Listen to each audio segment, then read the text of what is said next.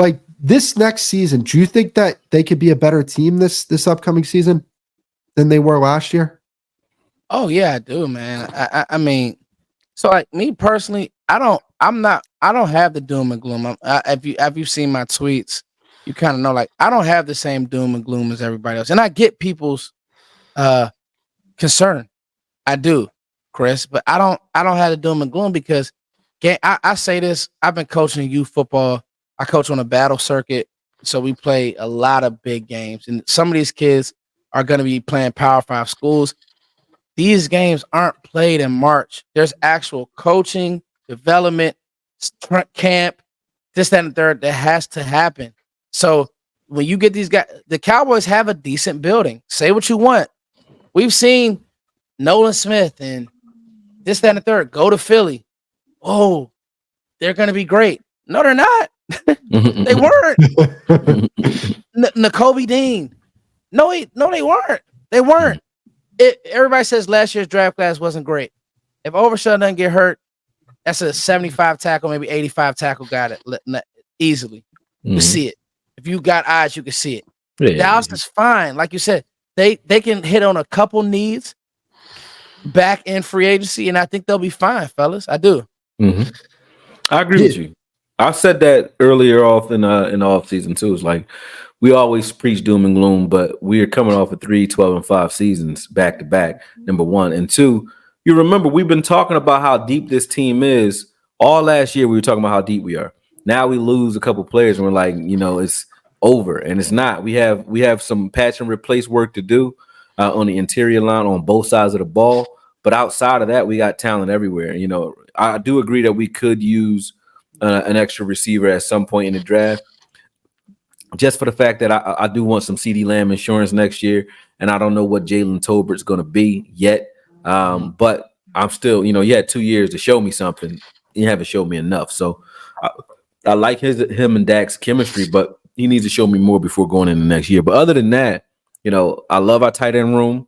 Ferguson by himself makes me happy. But if you look at it like with Stevens or any of these other guys, even if Shoemaker actually, makes some strides, I think our tight end room has enough potential behind Ferguson for me to say we're good there. Offensive line, we got guys that are developing. Last year, we had a luxury, and people aren't paying attention to that.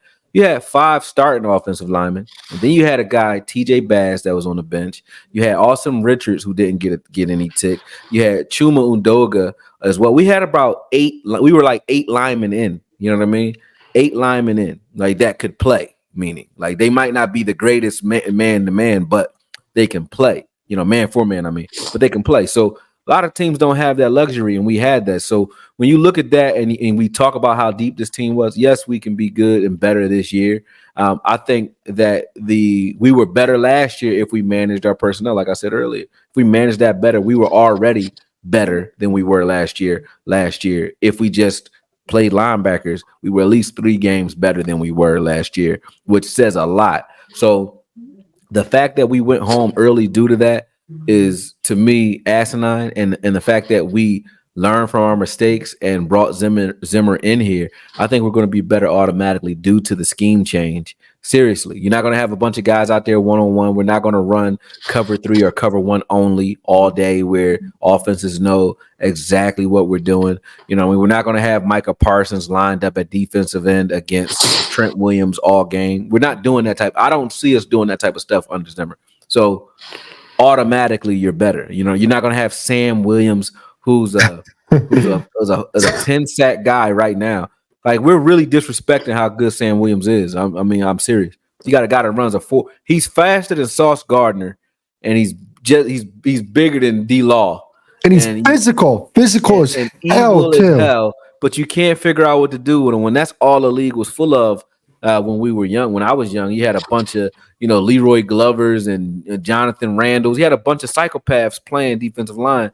Now we got a psychopath playing defensive line, and we're like, he's not nice enough to get on the field. We put him on the bench. Like, he's not, he's not cerebral enough. He's not acting right. Like, nah.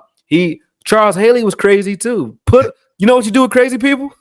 You let them go play a sport that allows them to be the barbarians that they are and go kill shit. So Sam Williams, you put him on the edge and let him play, and then leave him alone. Everson Griffin was quote unquote had mental issues as well. And I'm not saying Sam Williams does. Nobody ever said he does.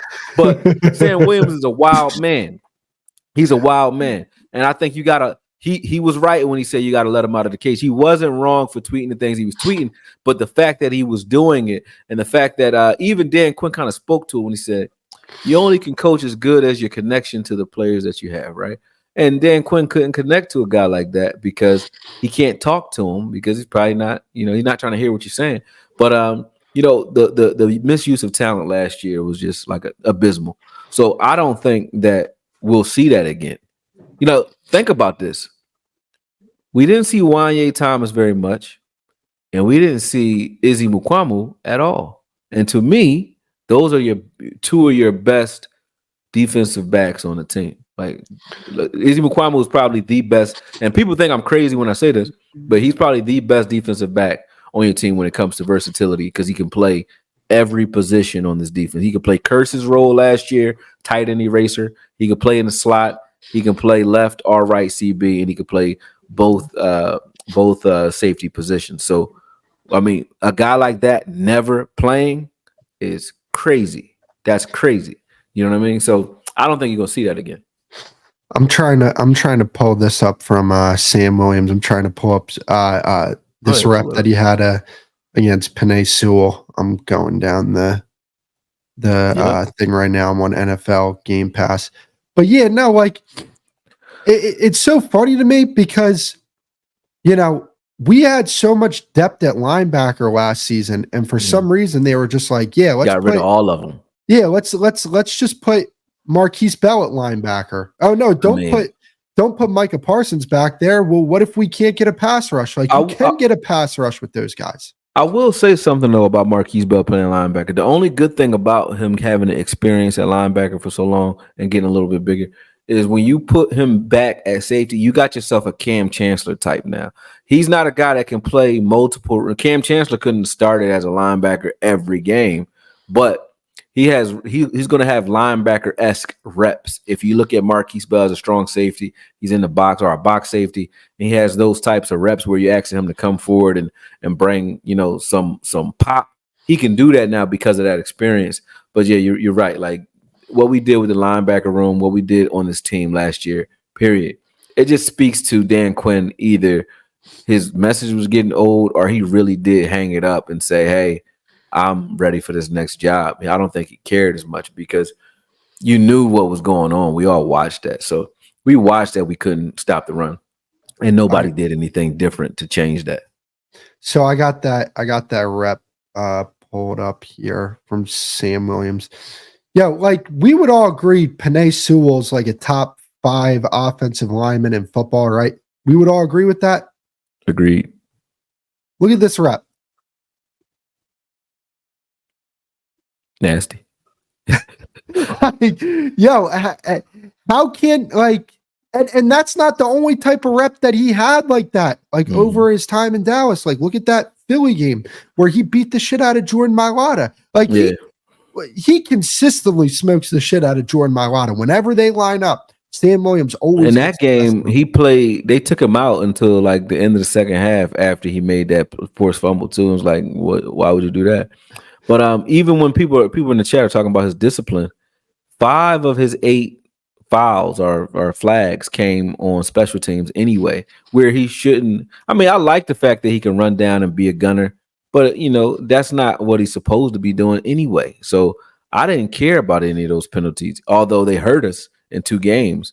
I didn't care about that. I said put him at defensive end and let him go wreak havoc. When you were going for, that's all we were talking about. We were talking about like Izzy Mukwamu not playing. Wanye not playing, like a lot of guys that were talented that didn't get a chance to get on the field. I don't think you're going to see it again. Sam Williams included. Like they're not really giving enough credit to how good he really is. Like he's a 10 sack a year guy if you let him play easily.